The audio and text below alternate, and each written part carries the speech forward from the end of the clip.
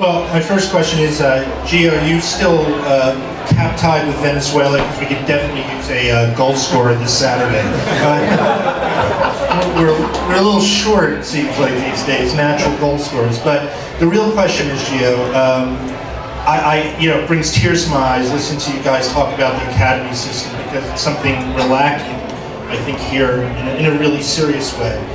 But still, I think we do have elite youth clubs that are either financially out of reach for the hundreds of kids, if not thousands of kids, who are going to be great players, who could be great players someday, but don't find the right fit. And and even if finances isn't a barrier, they don't always find gotcha. Right. So I hope you guys are going to be out in the neighborhoods and trying to find these kids, because I know that they're there, and I know they're here in New York City, and I'd like to hear, if you have any plans about that. I'd also like to invite you up to Washington Heights, where I run a small with this guy over here, where we have about 50 kids coming out, for free, and one kid we all call Messi, so we'll see what happens with him. But that's the kind of thing, is trying to get that connection between the kids in the street we're playing to the academy. So I'd like to hear you talk about it. I think everyone has an answer on this. It's passionate for me.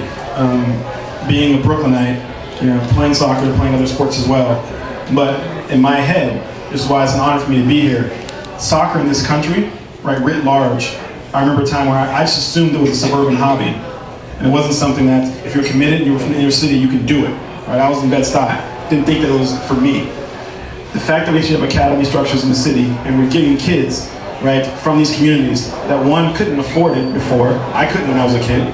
Now our academies are free. We're paying for this, right? We're spending more money than most companies do on marketing purely for our academy, right? What you see out there from us as a club and the hype is fine, but the most important thing, the thing we're most committed to doing is getting these kids into our academy, finding these kids, and alleviating the obstacles that I had as a kid to be part of these traveling teams and have this experience at a sport I love. And the fact that this guy's putting in work every day, the fact that Eric Hansen is going to see our U8s train, right, I think is a joy for me personally to see in this city, because it wasn't there before when we were kids. But these guys speak to it.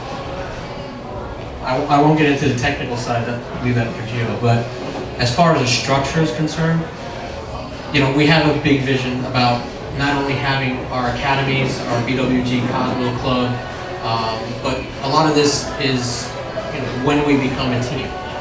For now, I think we're doing a phenomenal job in getting into the community for what we have now, and it's year one. And I know you're following the turnaround of Gachi in the academy system has been phenomenal. But as far as getting into the other communities, one of the things we are committed to do is to make sure that each borough will have a network, whether it's a scouting network or a community network, to make sure that when there is the New York Cosmos in New York City, that every club team, regardless of age, it will be somehow connected to the Cosmos. Just like when I was growing up, I'm from here as well, I grew up with the Cosmos. I was fortunate enough to play in the Cosmos Cups, and at halftime during the games there, same setup. We're gonna make sure that every kid will have an opportunity to shine in front of someone that's affiliated to the Cosmos. The network that Gio's putting together, which he'll speak of, will obviously be second to none.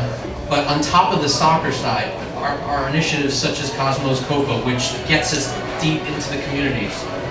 This year we had over 40 countries, country communities apply to be part of Cosmos Copa.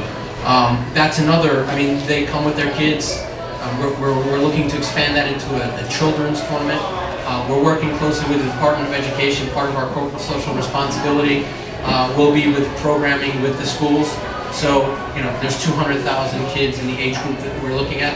Obviously not all of them play soccer, but there are 185 schools in the city that participate in the CHAMP program specific to soccer. We will have our academy coaches training with those gym teachers and checking out those children as well to see which ones may be able to be plucked out and put into the system. As you know, it's going to be very difficult with the density of players in the city to get everyone. But between our commitment to not only partner education in the community of Cosmos Copa, we're going to be talking to PSAL to get the high school game back going, and Cosmos being a part of that. these are all plans that we have and a vision, a bigger vision we have, but obviously we need to become a team first. But I think for now, we're doing the best as we can, and in my opinion, we're doing much better than most in the area, and it's largely because of this man here.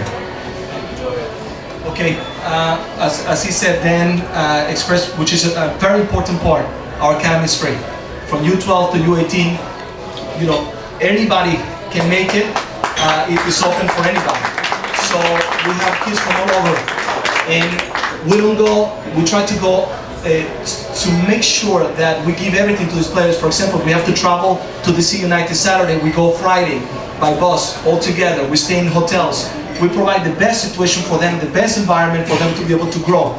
So this is just the beginning, but we go, you know, beyond that, because one thing also that we want to make sure is that not only, you know, we're not going to be able to carry every single player with us. So we want also the other teams, the community, all the clubs that have been even before us here that keep developing players, that keep strong. We don't want to go just to go and take a player. We want a club to become stronger the way they can develop 20, 30 players that can benefit after in the future, instead for us to be able to take 2 from that program, but not help out that program to keep growing. So we are reaching everywhere, and we are, you know, going beyond the academy to be able to make select teams as well that can train in their location, that could be satellite locations, and they will be practicing once a week, and that way they can be closer to what we're doing in the academy as well. So we're reaching everywhere to make sure that we develop players. I just want to add one thing that I think Dan mentioned before. It's part of our mission statement that our mission is to develop players on and off the field. So a lot of our community programming, I mean, like you said, it's going to be impossible to get all the best players and for them to find us and vice versa. But the more important thing for us is to make sure that whichever children we have go through the program, that we know that we'll also development on the human side too, and teach them discipline and responsibility and everything that has to go with being an athlete, top-notch athlete. So our hope is even if they don't make it to the highest level, that they also know how to survive and get out of the fray, for lack of a better term. And just to say that we put rules, we have rules for our players that go beyond, you know, winning. We want to make sure that they develop, most of all, even if some situations we might take, you know, tough decisions. If they're late, if they don't get there on time to the games when we tell them, they go right to the bench. We don't care if they are the best players. They have to make sure that they learn also the other things about soccer that are going to make them be stronger, and also that are going to make them be better people. What happens if tomorrow they have an injury? We want to make sure that we provide a good situation for them to be able to develop, and then in the future they come to the game and they're very content to be part of the Cosmos because they had a great experience. Because not everybody's going to be able to make it to the professional, but the most important thing is that in some way we touch them to be a better person or to provide something in their future, and that's what we're committed to.